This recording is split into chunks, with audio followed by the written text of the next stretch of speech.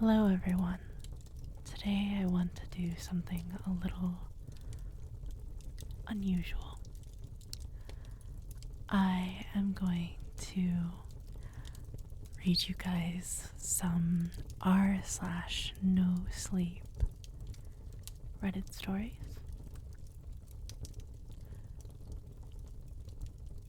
I know that usually you want relaxing things to sleep with, but I've had a few people who really enjoy scary stories before bed. Although these might not help you sleep. So if you guys don't want more of this, I won't do much more of it. But for those people who might enjoy something like this, I'm hoping you guys will enjoy this. I'm going to try both whispered versions of the stories, as well as soft-spoken versions like this. I don't currently have my audio up so that I can hear my feedback. I might need to go back to listening to it. There's just a few settings I need to mess with. The first r slash no sleep story I have for you today is called My Husband Wanted a Threesome for His Birthday. My husband's 30th birthday was coming up, and I wanted to do something special for him.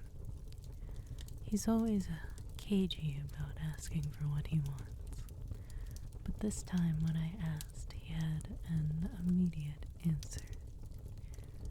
Would you be open to a threesome? What? He must have seen the look on my face because he immediately went into cleanup mode. I was more than enough for him. It was just something he'd always wanted to try. It could really spice up our love life, which was already pretty great, I thought. He understood if I wasn't comfortable with it, but he really thought it could be amazing for us. He just kept laying it on. I told him I needed to think about it, and he seemed to understand. After taking a couple of days and talking to my sister, I told him that I'd be willing to try it one time, and we'd see how it went. He was thrilled. He immediately started going on about this one person who he knew might be open to it. At that point, I thought to myself, if her name came immediately to mind, is there already something going on? But I dismissed the thought as nerve-induced paranoia. We negotiated some ground rules and he set up a meeting. When I got there, the first thing I noticed was how much she looked like me. He definitely had a type. We talked and she seemed pleasant enough, so we made plans for the following Saturday night. When Jenny arrived, we sat around chatting nervously and drinking wine, mostly me. And then we got to it. I was nervous, but I think it went okay. My husband paid sufficient attention to me, stuck to our rules, and seemed to have a good time. In the morning, we said goodbye and sent her on her way. But then he began asking when we could do it again. I reminded him that I'd said once, but then he asked, "Didn't you have a good time?" And the pressure started. I also noted that my hair was a little shorter in one spot, and there was a locket that I couldn't find. But it wasn't a big deal, I just wanted to get back to our normal life. The next week we were out when we ran into Jenny at the store. We got to talking and she asked if we'd be up for a repeat. My husband said absolutely, and when we left I asked him what the hell he was doing, but he just said he thought I'd be into it. After several conversations, I gave in and we scheduled another get together. This one also went well, and we bid her farewell. We then ran into Jenny again the following week, and I couldn't help but notice that she looked even more like me than she had before. Her hair had darkened to match my shade, and her lips seemed a little fuller like mine. I mentioned it to my husband, but he said I should take it as a compliment. She probably just liked my look. The next week I was out running some errands and I saw her. I started to go up and say hello, but something told me to hang back. And lo and behold, who should come walking up to her but my husband, who leaned over and gave her a kiss. That asshole. I decided to eavesdrop, and I heard him saying that everything was going according to plan. He said that the wine has worked perfectly, and he'd have more samples later to follow the hair in the locket. At that point, I had no idea what the hell was going on, but I had a bad feeling. Later that night, my husband suggested another get-together. I thought about calling him out, but at this point I wanted to know what the hell was going on, so I decided to play along. When she came over this time, I pretended to drink the wine but spit it out before we started. Then we went to the bedroom. This time he seemed more into her than me, which hurt, but I was done trusting him at this point. Afterward, I pretended to sleep, and I noticed him cutting off more of my hair and swabbing my skin and then leaving the room with her. I tried to follow and listen, but I could only hear some of the conversation, the process and metamorphosis, and almost ready.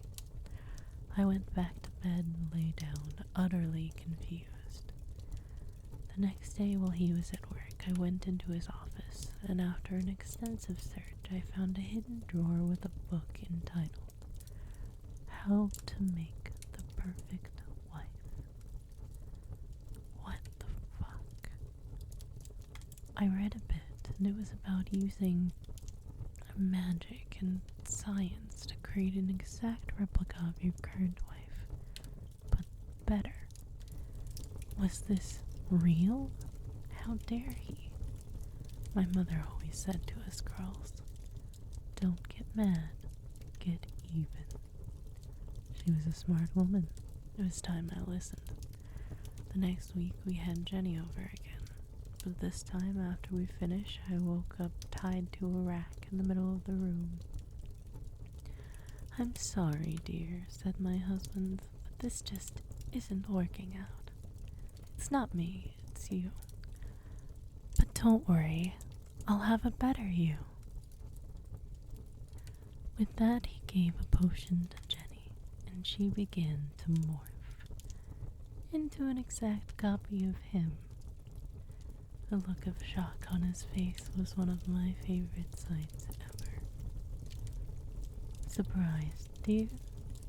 Yes, I discovered your ruse. Would it surprise you to learn that the last batch was filled with your DNA and not mine? Then I looked over at the thing formerly known as Jenny. Kill him. And it did. Violently. I woke up the next morning cuddled with James. He made me breakfast and asked about my day, all while telling me he loved me. He was the perfect husband. The end. What do you guys think? Do you like it so far? I haven't completely looked through all of these stories. I'm kind of finding them as I go, so I hope you are enjoying. Next up, I found a disturbing tape that my wife and her ex-husband filmed on their wedding night. This one is gonna be whispered. My name's Jose, and I, 40 male, have been married to Kelly, 42 female, for 6 years.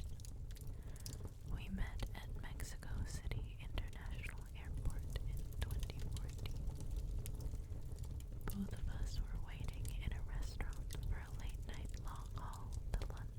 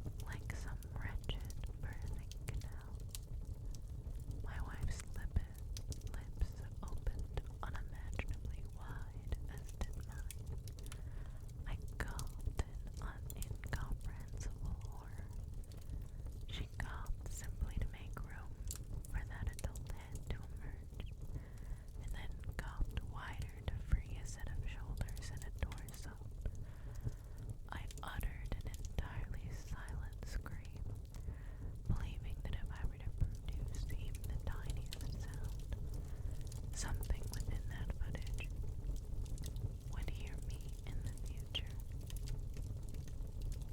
But a slight whimper escaped once I'd identified the head. It was Kelly. A clone version of Kelly was climbing out of her lips. Some fleshy Russian doll. That younger version of my wife was birthing an exact replica of herself, and the clone was screaming too, for it didn't ask to be born. The original Kelly skin started to crinkle, crease, and shrivel into something smaller. The clone undressed, shed her former skin, reduced the original Kelly to a silky dress that dropped onto the duvet, and then the clone, the new Kelly, fell into Michael's arms, and she eyed the empty skin suit beside her. She may have been screaming through those open lips, but a white sound was drowning all other noises. A prickly static that dug into my flesh. That maddening racket was accompanied by a gangly shadow moving across the wall of the hotel room's entryway. A shadow with the vague appearance of a man, but the tape cut out before the stranger came into view. Heart on my tongue, I hurriedly thrust the camera back into the bag and tossed it against the back of the wall of the cupboard. And mere moments later, there came the sound of my wife's car pulling into the driveway. So I tried to compose myself, tried to forget the hellishness I had just seen on her old wedding tape, and I looked out the window at the driveway, but she wasn't in her car. And when I turned back to the kitchen doorway, I screamed. There Kelly stood, hounding me with blank eyes and tight lips, with the face horribly white, yet no whiter than usual. I realized I was simply seeing her true self. It had only taken me 10 years to open my eyes. How did you come indoors so quietly? I tried to ask, though nothing but a series of hoarse whispers sounded. Jose, Kelly began, before lifting the camera bag she'd inexplicably acquired. We were meant to be decluttering, darling. Why would you want to hold on to this? I tried to answer, but I was startled by my wife's sudden step towards me, a solitary step, followed by a gasp and a jolt, much like her ex-husband in the video.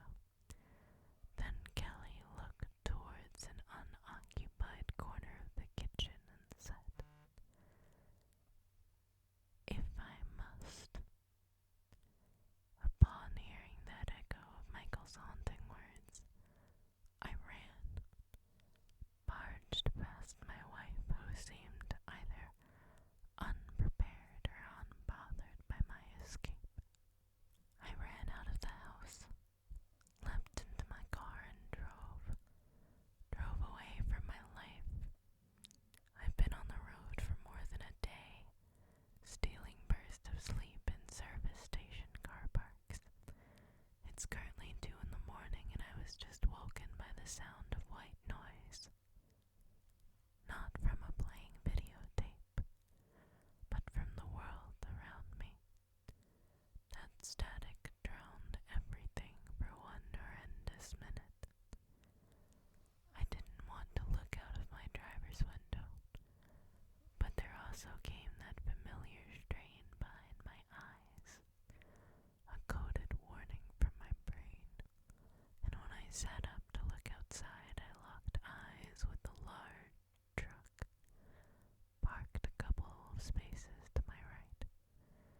That was when I yelled until my vocal cords gave out. The side of the vehicle rippled in the same way as the wall of the hotel room.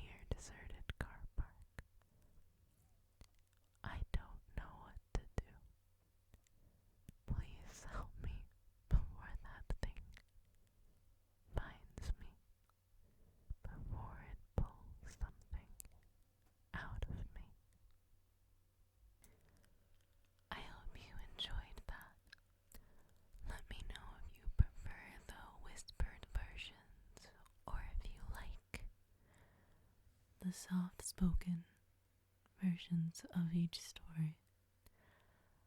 If you enjoy this type of video, please let me know in the comments, and I hope you have a